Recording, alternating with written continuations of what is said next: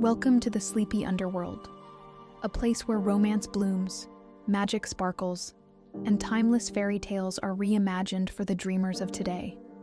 From heart-stirring romances to spellbinding adventures, every story is a soothing escape into a realm of love, wonder, and charm. So curl up, press play, and let us carry you away to the land of dreams. Don't forget to like this video, subscribe to the channel, and leave a comment. We'd love to know in what part of the world you are watching and what is your favorite tip for a good night's sleep. Thank you for watching and enjoy the video.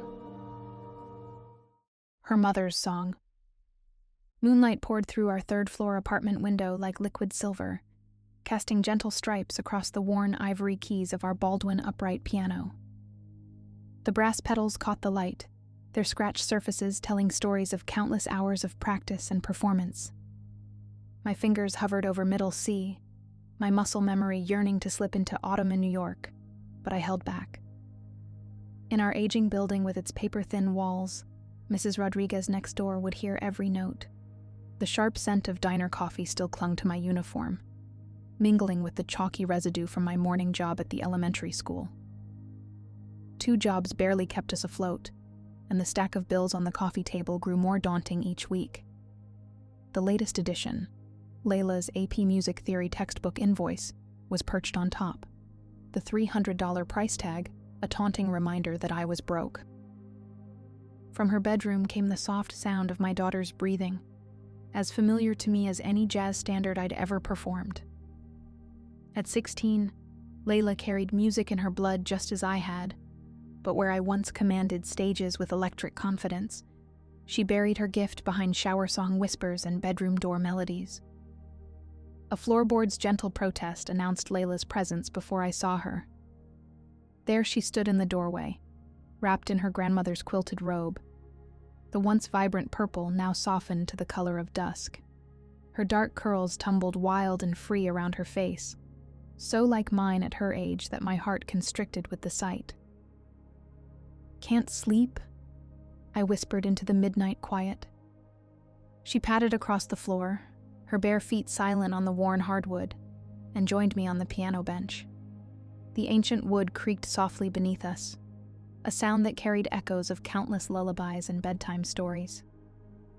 "Andrea Martinez is performing at Carnegie Hall next month," Layla said, her voice barely audible as her fingers traced invisible patterns on her pajama pants. "She's only 14, Mom. Everyone says she's destined for greatness." The weight of deferred dreams hung heavy in her words. Memories flooded back, standing under the hot lights at the Blue Note, my voice soaring over a packed house while saxophone riffs wove through the melody like golden threads. That taste of success had been intoxicating, until 2 pink lines on a pregnancy test rewrote my story.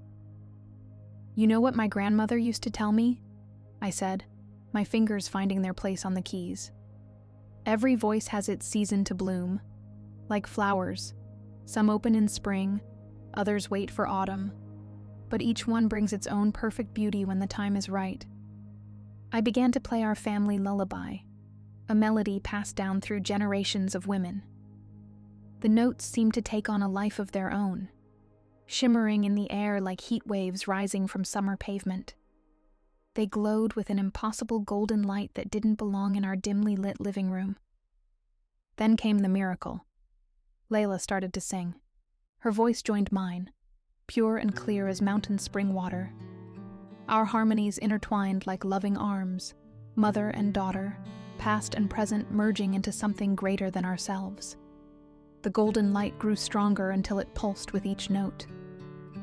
At that moment, I could have sworn I caught the sweet scent of my grandmother's gardenia perfume and felt the ghost of her hand against my cheek, just as I had when she first taught me this song 30 years ago. That night marked the beginning of Layla's transformation.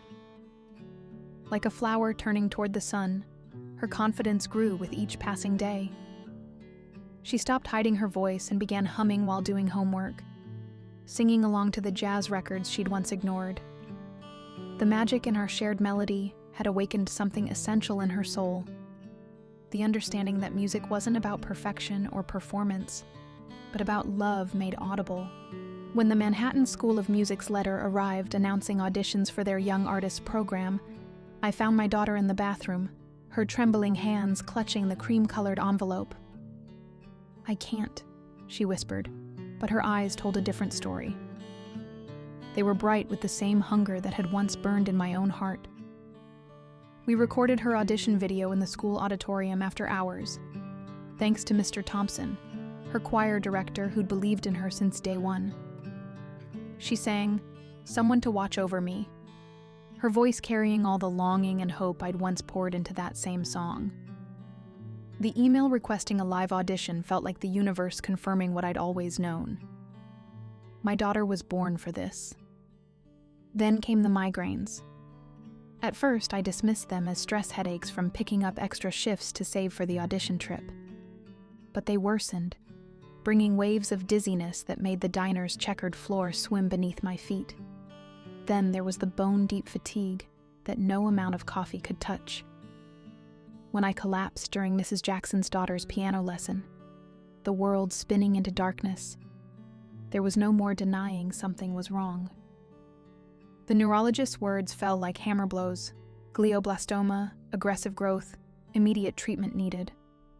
But one phrase wounded me to the core: 6 months, maybe 8 with treatment. Layla refused to leave my side, ready to withdraw her application. But I wouldn't let her sacrifice her dreams the way I had once sacrificed mine. Between rounds of chemotherapy that turned my world inside out and left my skin feeling like it was on fire, I taught her the lullaby's deepest secrets: how to let the magic flow from your heart to your voice, how to weave love into every note. The night before her rescheduled audition, I was too weak to sit up.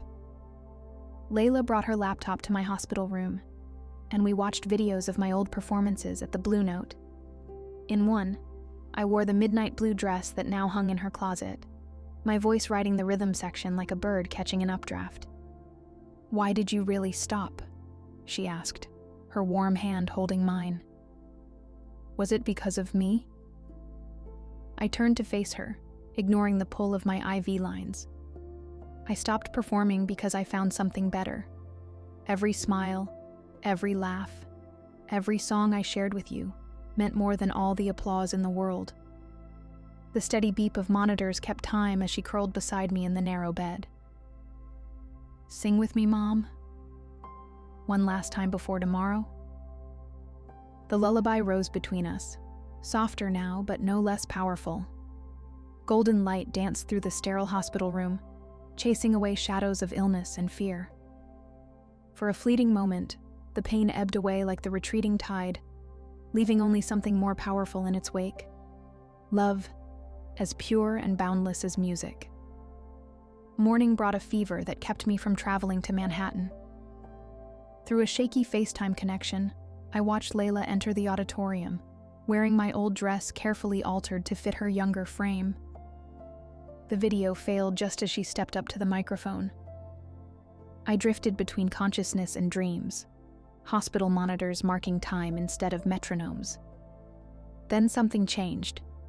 Warmth spread through my chest, different from the burning of the medication. A song echoed in my bones, familiar as my own heartbeat. Layla was singing our lullaby. Miles away, on a stage in Manhattan, my daughter's voice carried the magic we'd shared, strengthened by generations of love and sacrifice. The golden light surrounded me, brighter than ever, and I felt strength returning with each note. Later, she told me how it happened. How stage fright had frozen her until she remembered my words about music being love made audible. How she'd closed her eyes and sung our song, letting its magic fill the hall, until even the stern-faced judges wiped away tears. The day her acceptance letter arrived, full scholarship included, coincided with the week my doctor used the phrase, "unexplained regression." Science couldn't explain my recovery, but I knew the truth. Love is the oldest magic there is, and music is its purest expression. 1 year later, I stood on the stage of the Blue Note, my fingers resting on piano keys that felt like old friends. The spotlight warmed my skin as I watched Layla step to the microphone, confidence flowing from her like light. My hands found the opening chords of Autumn in New York, and when she sang, every dream I'd ever had paled in comparison to that moment. Her voice soared through the club, carrying echoes of every lullaby, every lesson, every moment of love between mothers and daughters since time began. The golden light shimmered around us, visible now only to those who knew its secret. But everyone in the room felt its effects. In the tears that slipped down cheeks, in the way strangers reached for their loved ones' hands, in the pure joy radiating from two women who had found their dreams in one another. As the final note faded into reverent silence, I understood that some songs never truly end. They live on in the spaces between heartbeats, in the quiet moments before dawn, in the love passed down from a mother to a daughter. They're in every lullaby sung to a sleepless child, every melody that gives courage to the fearful, every note that carries healing to those in pain. The magic wasn't in the song itself, but in what it revealed. That love, like music, transcends time and space, illness and fear.